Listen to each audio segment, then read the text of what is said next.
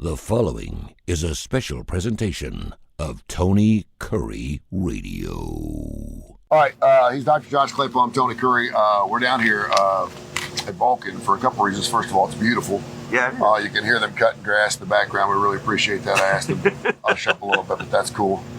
We're doing some landscaping. We already got people chiming in. And we'll be up on Fox 6 a little bit later on today at 9:35 talking about in-laws, specifically mother-in-laws. Yep. Not really sure where we're going with that. I'll help you. We have problems with mother-in-laws? Oh, yeah. When there's the whole mom, and I was going to say it's usually son, but it's not. Yeah. But it's that whole, the relationship between mom and the kid now becomes relationship with the mom and the kid in the context of the marriage. Well, the truth of the matter is, when you come into a new family, you're not part of the family. There's right. a new piece coming into the family that's not blood.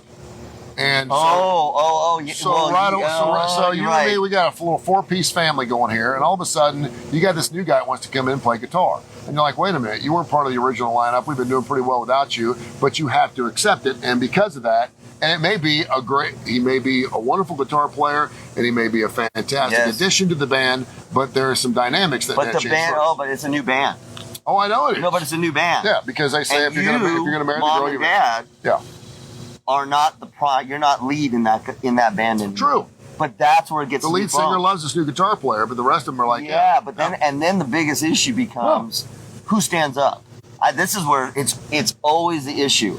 Mom or dad, but it's usually mom. Mom's got a tight relationship either with daughter or son. Yeah.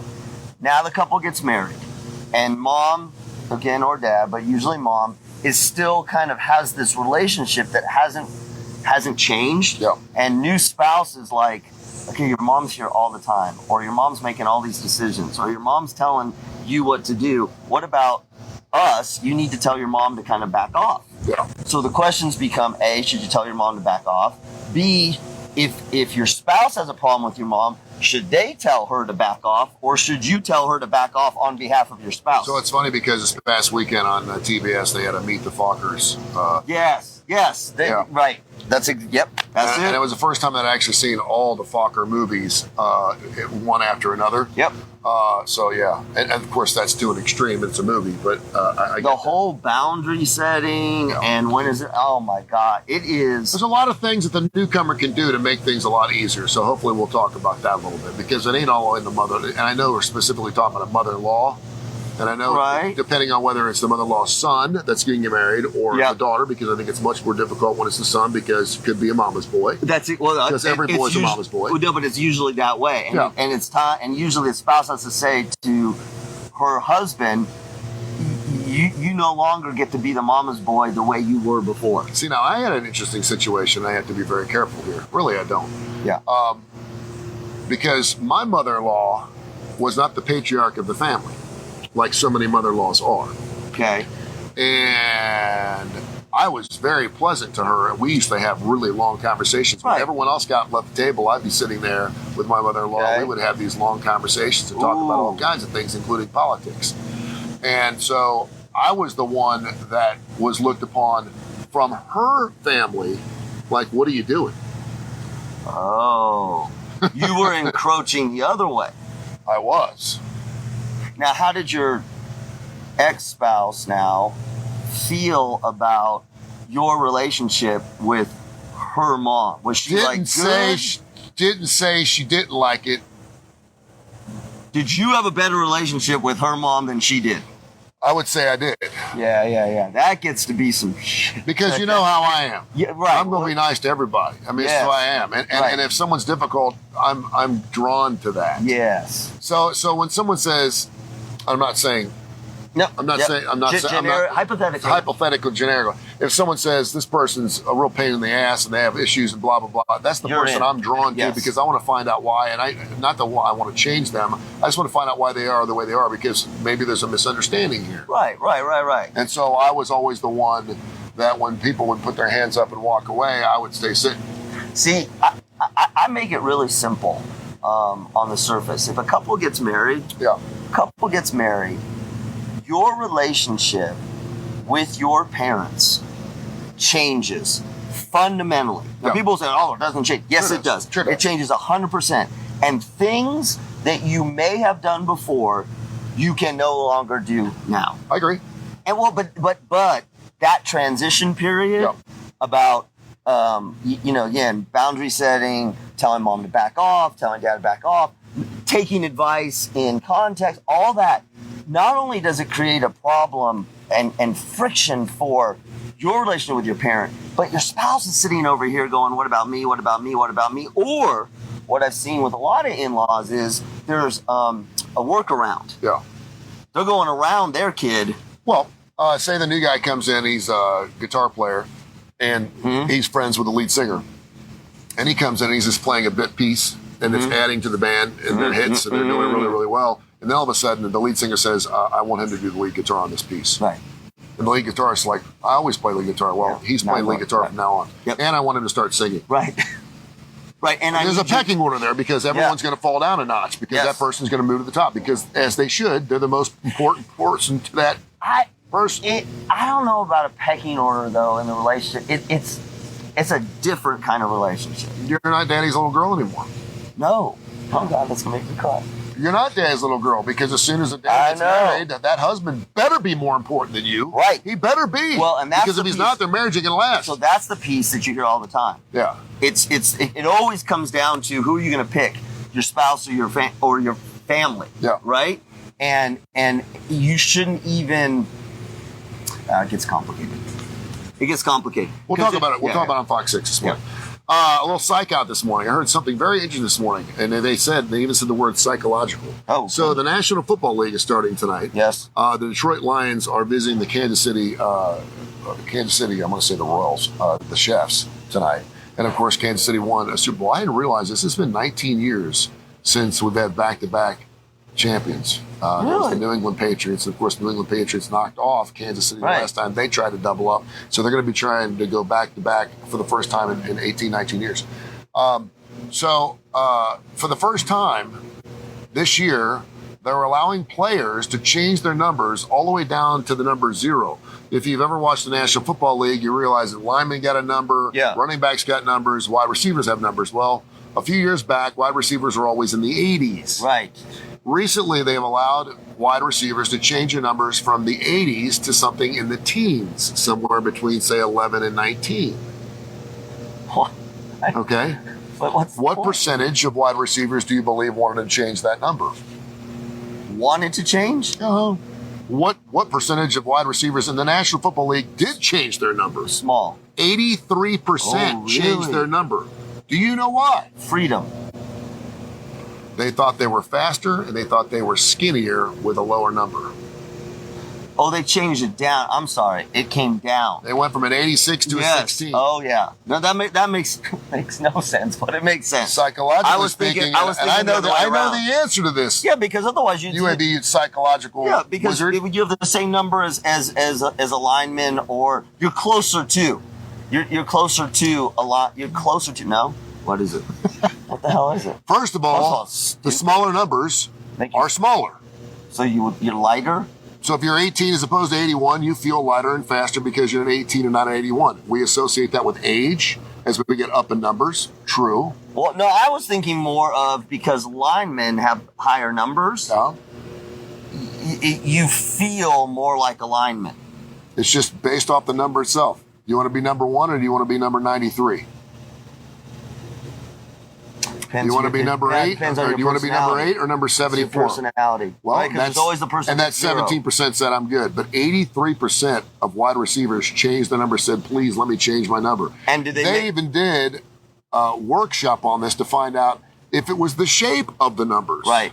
Because 8 is kind of a And they found out that 18 and 81 have totally different things because you could switch the numbers. So if you had 17 or you did 71, you found out that more people thought that 17 was a much faster than 17, despite the fact that it's the same numbers. No, but it looks slick because the one's first. This is so stupid. But don't you think that's interesting? No. I mean, yes, it's interesting, but like 83% of players changed the number to a lower number because they thought they were faster and they weighed less.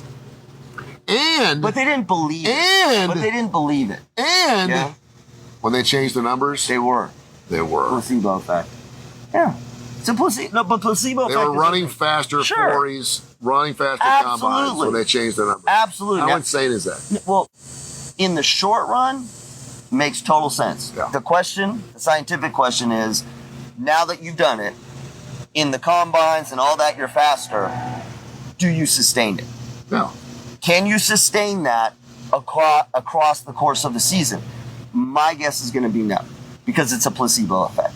It is that short-term effect of making that change. Yeah, but don't placebo effects only work when you know there's not a placebo? No. Yeah, I know that I'm not faster at 71 than I am at 17 or 17 at 71. Well, so why am I running faster? So these players know that. Yeah.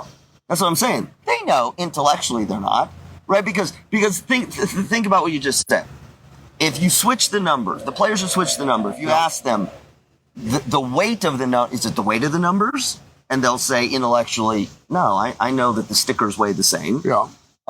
Is it the placement of the number on your back? Does it change your posturing? And they'll say no. And they'll say, well, then what do you think it is? I just feel faster. It is interesting, though. You look back on the history of both college and professional football, and teams with darker uniforms win more than teams with lighter uniforms. Why do we have to have specific numbers? Because they look meaner. No, in football. Why does it have to be that way? Because you have to know how many people are on the football field, first of all. You have to know. So is that what it is? Well, yeah. I mean, you can't have two of the same numbers because No, you got I understand penalties and that. things like that. But, why can't you have a lineman with number 1? Well, you do have you don't have that. I think it's always been associated because it helps the referees acknowledge who's in for plays and who's not. There's a purpose. I get it. Yeah. I was wondering in basketball. But you got 100 players, you're going to have multiple numbers. And you saw a lot of it in college football this past weekend where two plays, and I think the Alabama game where you had the same players with the same numbers on the football field at the same time, which is a no-no. I always wondered in the NBA, the players who chose 0. You can choose, this is the first year you can choose 0. As a football player? Yeah. Any position? I'm not sure position-wise what it is, but 0 is now available to be played on a football field. And I don't think until this year that was I think possible. you should be offensive, defensive lineman. Yeah. I think that's the only person who can carry it off. Or a wide receiver, maybe. He's Dr. Josh Klapow. I'm Tony Kurre on Fox 6. By the way, I did my ABC 3340 show yesterday. No one said a word yet. With Kip Keefer, Terry Quillian, the legend, was a knucklehead. He's just out of control. I love him. And then Case Keefer from the Las Vegas Sun came out with 4 plays again yesterday. Didn't do particularly well in our first show.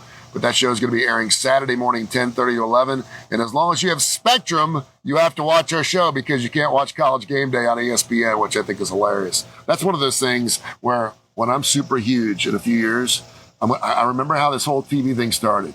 The week before our show came on, we were competing against College Game Day on ESPN. Spectrum, of all things, decided that they weren't going to have a deal with Disney. And because of that, you had to watch our show. And that's what catapulted us to the top of the college football world. Hey, let me ask you something. Why aren't we talking about Gary Wright? By the way, we lost 3. Jimmy Buffett, Steve Harwell from Smash Mouth. And then Gary Wright passed away right afterwards. And I have not heard one story about Gary Wright, and I'm wondering why. Because if he had not been in Wayne's World, I can make an argument that he just didn't have enough hits. Love is Alive is a great song. Right. And Dreamweaver, right? But because of Dreamweaver, he should have gotten some notoriety in the news media. And I'm thinking to myself, I mean, I've heard more about Smash Mouth than I heard about Jimmy Buffett. Really? Have you not? No. I have. No. Now, maybe where I'm watching television. Yeah, I mean, I think it's And it was Labor Day? Yeah. I think it came down. I think Smash Mouth, I think Steve Harwell died just long enough after Jimmy Buffett that it started going down a little bit and popped back up again. Yeah. Because it was the whole, But why aren't we talking about Gary Wright, man? Because I think 2 things.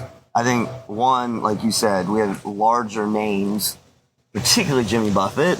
I mean, Jimmy Buffett just became a larger story because not just his music, right? The music, his background, his businesses, there was more to play off of it. I mean, I watched a lot of interesting stories about his business. And so I think that held on longer. do you think Jimmy Buffett was worth? Well, they said just short of $1 billion. Wow. Yeah, he did a really cool interview with Rolling Stone, and one of the questions they asked him is, you know, as your career split off and you became songwriter, singer, but you had this multi-million-dollar business, was it hard to manage both? And he's like, yeah, it was. He's like, but at the same time, I'm no fool. Yeah. He said, I'm no fool. He said, I don't play guitar very well, and I can't sing very well. He's like, but I love to write songs, and as long as I was doing this other stuff. No, I think you didn't hear about him because he was kind of a one-hit wonder, and it happened at exactly the same time that these two much larger names died. That's I'm just surprised we didn't mention it at all because we know everything comes in threes, and we were all waiting for that third. And when that third came, and you sent it to me, I was like, I didn't even know about it. I know it just popped up on the bottom of the entertainment. When you're section. sitting there waiting for that third, then it hits. You're like, oh, and then you think it would bring some notoriety to that person's life, and no one's interesting talking about it.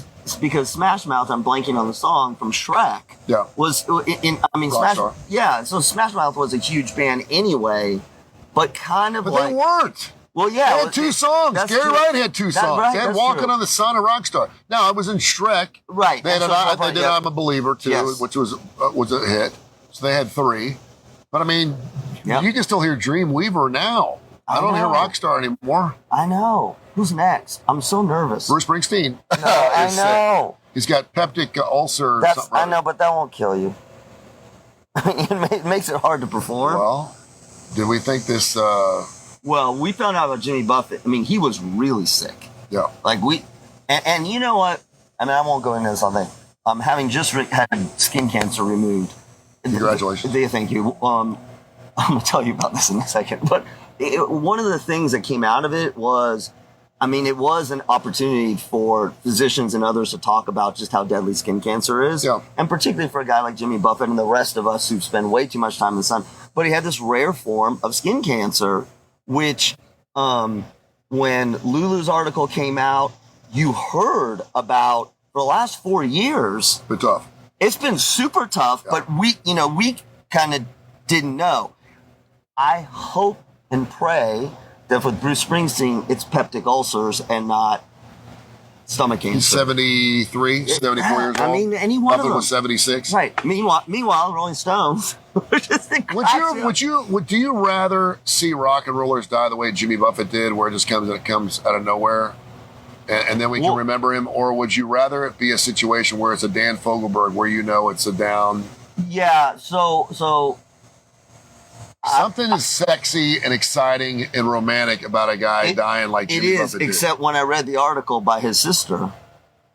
He did Norm Macdonald is a prime example of that. A guy who knew he was really sick and was going to die and didn't tell anybody, and all of a sudden it came out of nowhere. The Black Panther guy. Yeah. Yeah. But here's the thing that I guess is important. We just thought Jimmy Buffett just died, right? We were like, oh my God, what happened? We didn't know. Then there was this little piece about, he had a rare form of skin cancer. Yeah. And we're like, okay, whatever. And then when Lulu wrote her piece and she talked about the last 40 years, and it's weird when you hear the description of an artist or a celebrity who has done things behind the scenes, and it's a very human thing. They're suffering. They had pain. They were in the hospital.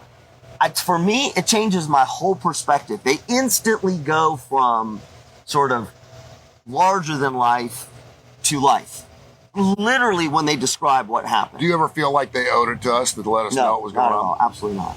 I know a lot of people do. No. Why? As lovers of their music, as fans, because you've allowed us to be part of your life, your entire life. Let us pray for you. Let us think about you. Let us think about what you're going through. Maybe it's the other way around. Maybe the will to live was being driven by, I want to do everything I can to perform, to be there in a way for my fans. My fans don't want to see me sick and not feeling well. No, I get both sides. I'm just telling you, I understand both sides. Yeah, I know, but if it was me, no, I would try to.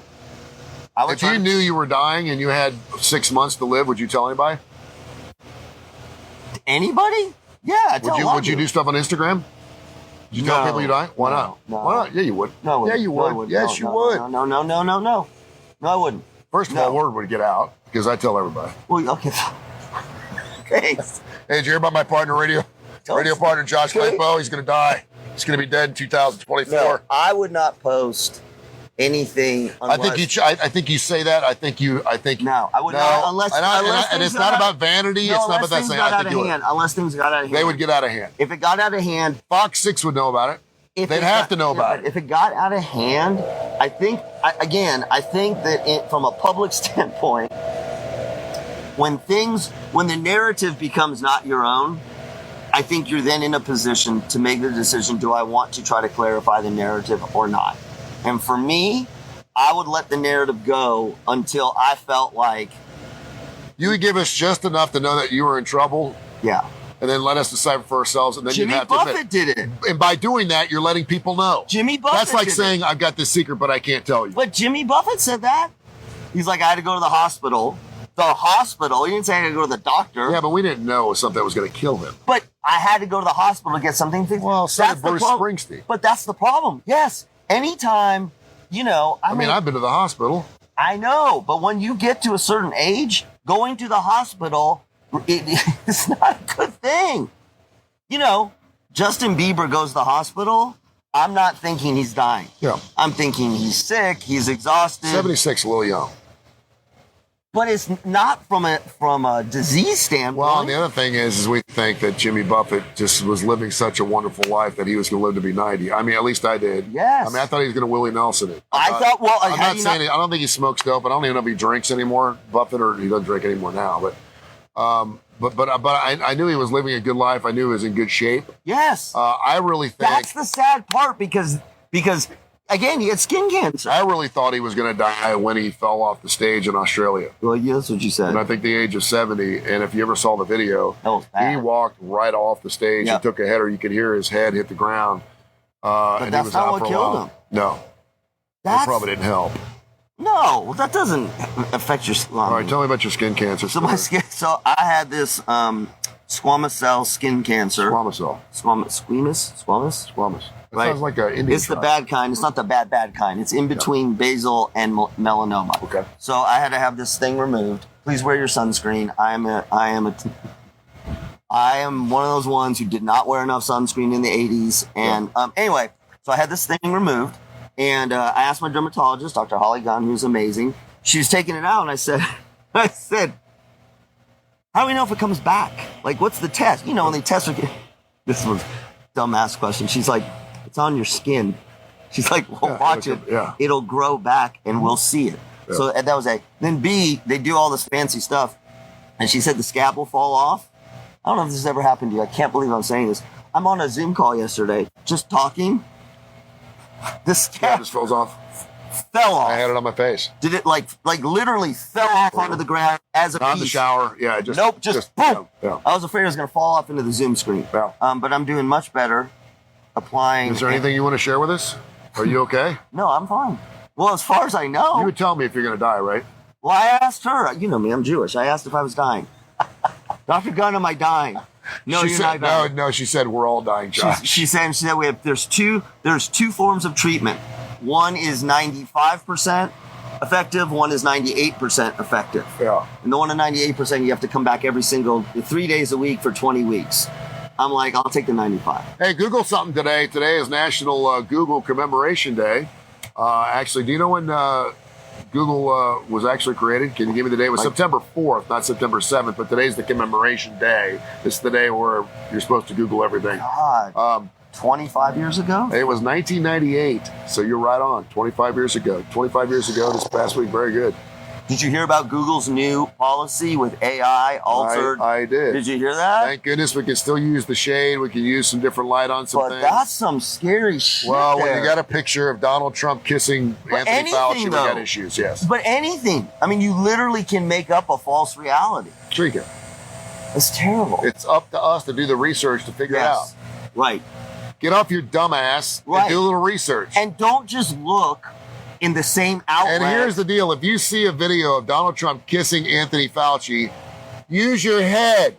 If it looks too good to be true, then it probably is. But yes, flip it the other way. So there's confirmatory bias, right? If you see something that looks a little off, but is consistent with your views, Yeah. you also should be checking. Yeah. And not just checking your outlets. So we were talking about cultured meat last week on Fox 6. Yes. So last Thursday, thanks to the Knights of Columbus at Our Lady of the Valley Church, I ordered $157 worth of meat. I got Do you think it'd get any louder here? No. I got 2 butts, 2 chickens, 2 ribs, and a pint of sauce. And I wish I got more sauce because the sauce is unbelievable.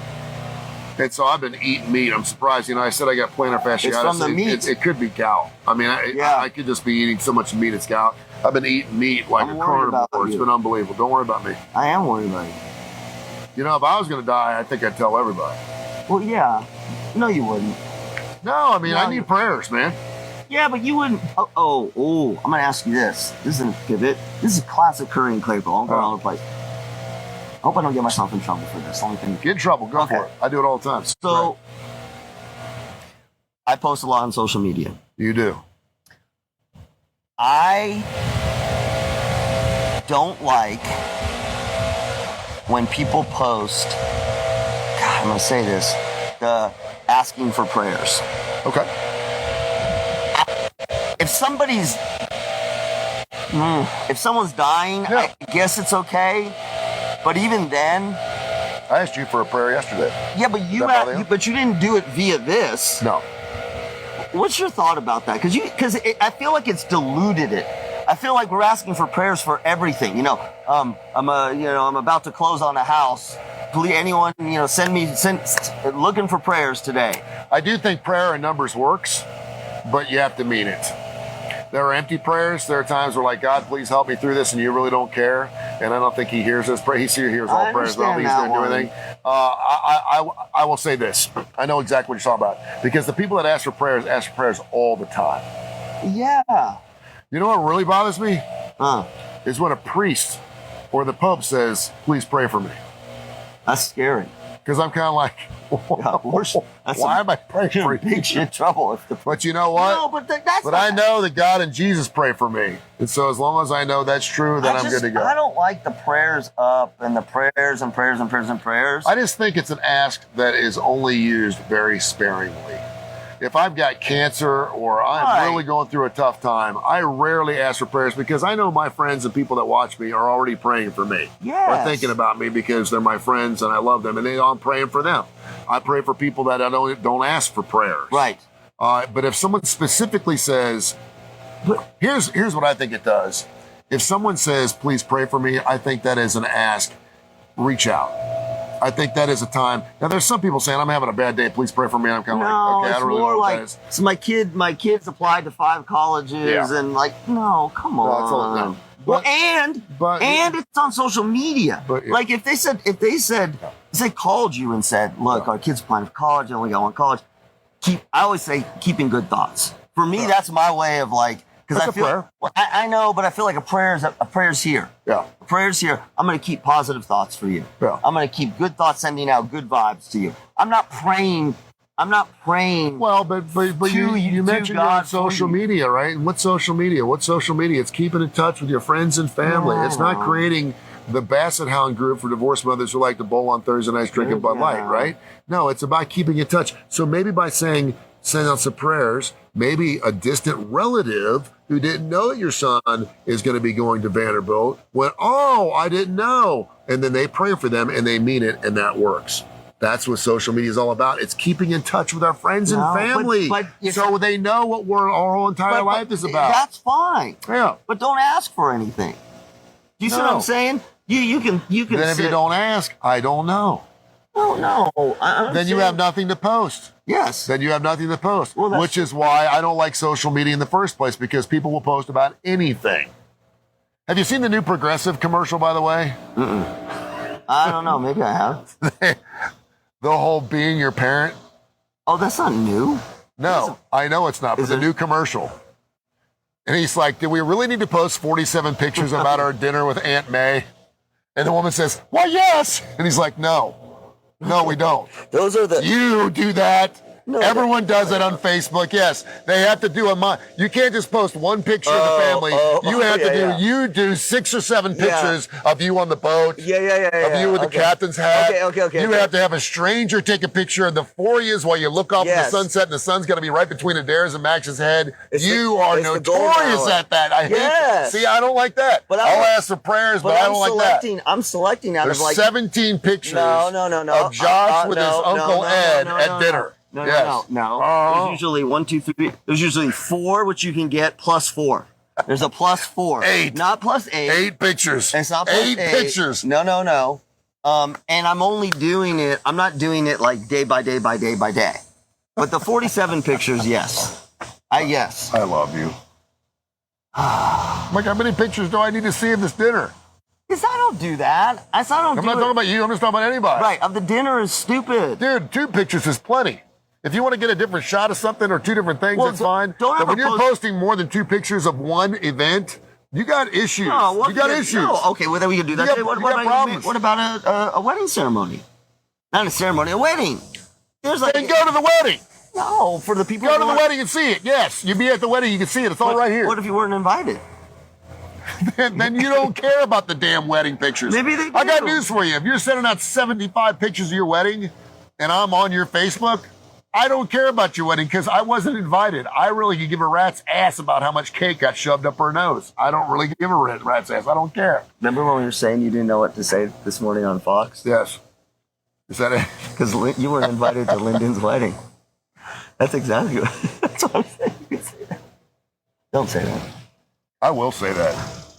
I don't know Linda well enough. That's who I was talking about. Is Linda the woman that she has a tattoo? Yeah. Oh. She just got married. That's where the mother-in-law thing's coming from. Don't say that. But you can tell her you enjoyed her pictures at the wedding. Yeah. Everyone from Fox was invited except you. I don't even get invited to Fox 6 to watch the fireworks up here. No, you're not allowed to. We can't even go up there and do this show. No, we can't. Well, we can. But we from the parking lot. But we love them. From the parking lot. Not on premise. They rock. It's a liability. We tease the people. We went way too long. Today's also National Salami Day. I love me some salami. I used to like salami. Did your grandma or your mom ever put salami on bread with butter? My grandma did the butter and then the salami. So that's really interesting because you and I come from very different, not religious, cultural backgrounds. And like you've described a lot of shit that you've eaten growing up, and I was like, no. But on my dad's side, they're all from Hungary. So I had Hungarian relatives, and they did that. It was Hungarian salami. Like you had to go to a special salami person. Now, is that like Genoa or like hard salami? Or is it was hard salami, but Hungarian style. With all hard paprika. Salami just kicks the bejeebers out of Genoa. Genoa's got an aftertaste to it. It's slimy and it's got a... But so my grandmother would do that, where she'd put butter on bread that she got from the bakery, the Hungarian bakery, Hungarian sausage or Hungarian salami with butter on it. It was pretty good. I had some salami and crackers yesterday. Oh, that's good. Salami and crackers good.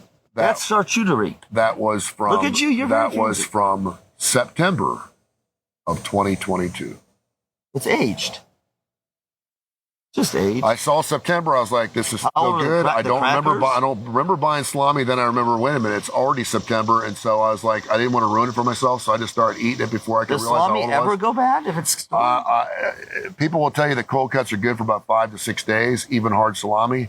Hard salami is good for. Ever, I think, right? As long as it stays cold. Yeah. You get more fat in it, and it gets a little greasy. Maybe that's why your feet hurt. Well, you ever had a slimy hot dog?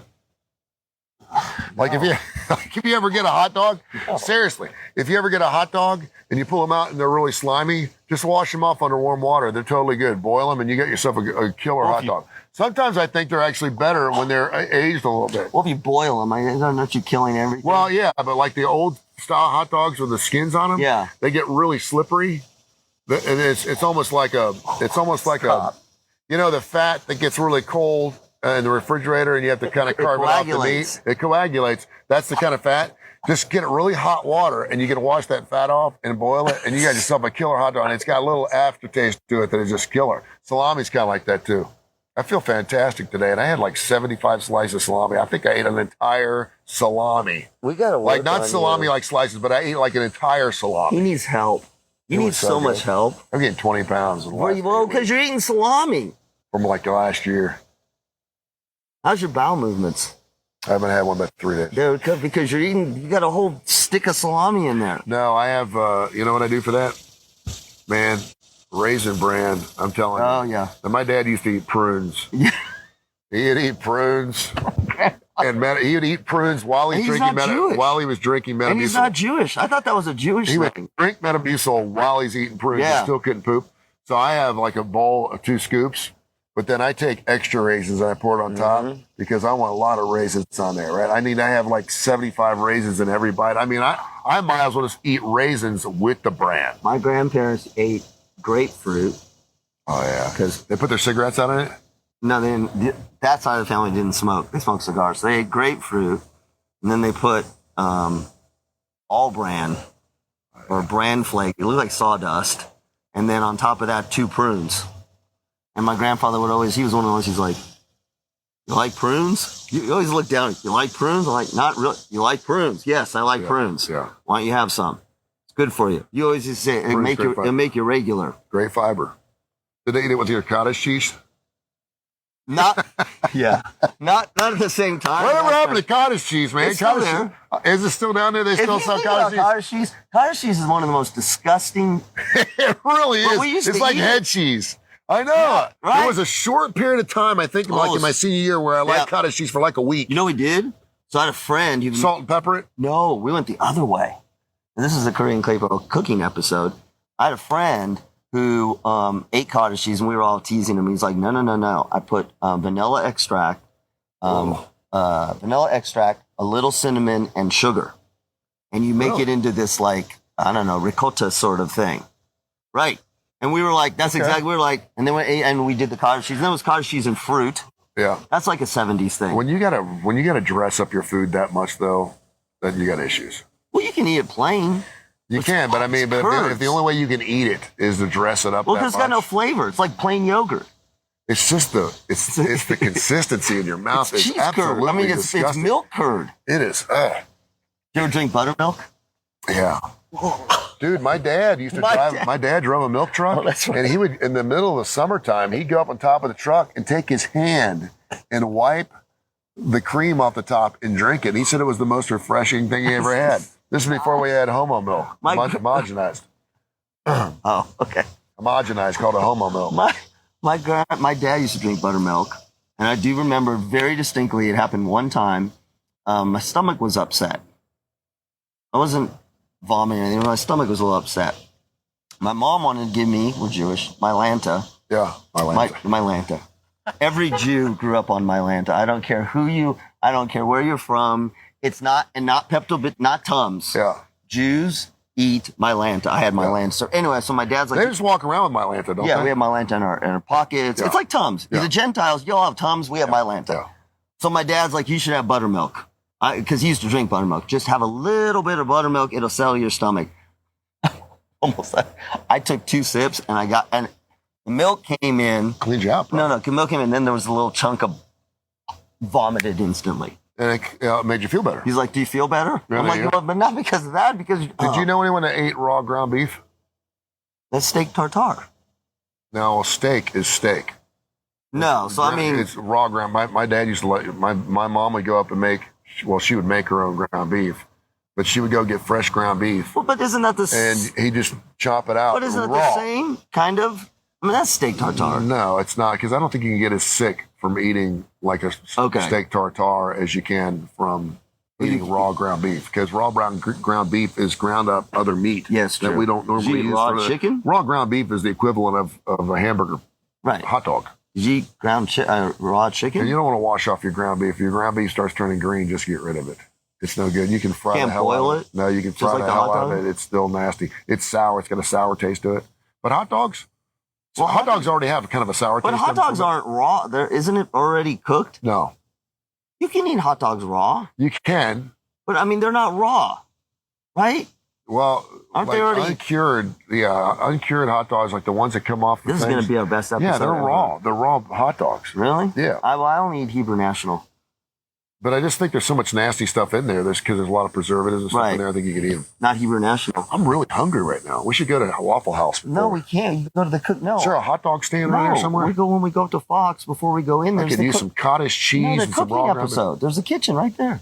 Yeah, but they got to cook for us. No, but Janice was doing corn yesterday, or when we were there. That was on Labor Day. You know, they always have a cooking segment. No, but they were just doing that because it was Labor Day. No, but they always have a cooking Because Mike kept checking his ribs. Did he? And his meat. Okay. Well, look at that.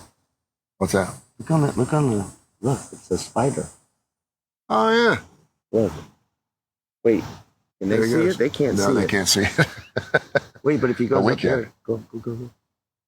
Yeah, they can. If they go, oh, there you go. He goes, oh. Oh, that's going to look really cool. Oh, there he is. It's going to look like there's a giant spider now? Yeah, now he's on the camera. Sweet. Come on down, little buddy. No. I think he's on top of the camera. Is he on top of the camera? He's on the green. So right now they're seeing a giant spider? This is one of the worst episodes we've ever done. And we've done some shitty episodes. This is really bad. We really have done some shitty episodes, but this may be the best one we've ever had because of the giant spider. I can't wait to watch this now. I wish there was a way we could take a screen. Well, it's not a screenshot because he's right there. He needs to go up a little bit, though, right? Yeah, be careful. Don't get bit. He don't care about my finger. Yeah. Oh, he's on top now. Okay. I can't wait to watch this episode. This is our spider episode. Spider-Man episode. Why don't you take a picture of the spider of us? This is really good. Yeah. This is some good video right here. Yeah, okay, can you get that? Can you get that spider in there? Yeah. Okay. Oh, that's going to be good. There you go. That'll make your thing. Okay. Should we say goodbye now? Yeah, we probably should. I think we're done. Bye. Kurre and Klapow Show. Watch us on Fox 6 and watch me on ABC 3340 this Saturday morning from 10:30 to 11 o'clock. Bye. See you. This has been a special presentation of Tony Curry Radio.